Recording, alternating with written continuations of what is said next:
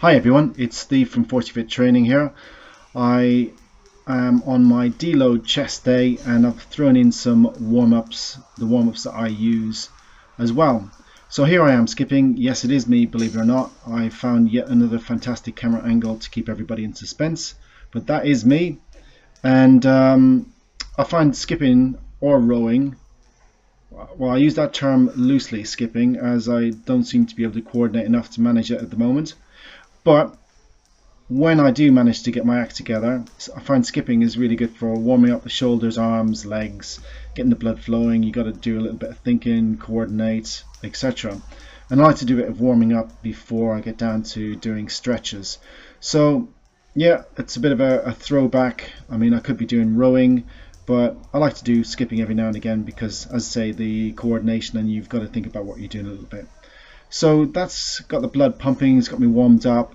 And I'm going to move into some stretches next. And these stretches I found on YouTube. I have to give credit where credit's due.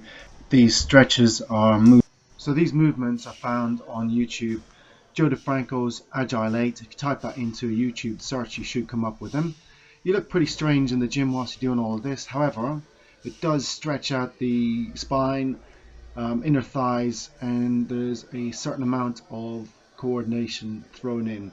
So I highly recommend checking out those Joe DeFranco's Agile 8. And as I say, I'm just using some of the stretches that I found on his YouTube site.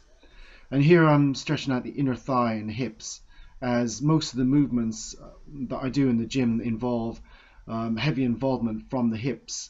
And I derive most of my power from the hips, and so I want to maintain as much mobility and agility as I possibly can within the hip area.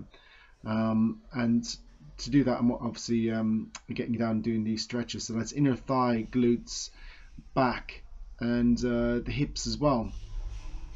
So once I've done that stretch, I move on to just getting a bit of blood flowing through the knees. I've always had problematic knees with surgeries and cartilage, etc. So I want to keep them as warm as possible. And then finally finishing off with toes to the bar. Get the abs working, get them engaged, along with a little bit of momentum I can see in there. And yeah, trying to work my way up to 15 relatively strict ones. And that's it for my warm-up. This obviously doesn't include the specific warm-up weights I use prior to each weightlifting exercise. So as it is deload chest day, I've finished off with my bench press. I did 3 sets working up to pretty light weights on the deload part of the Wendler end of cycle program.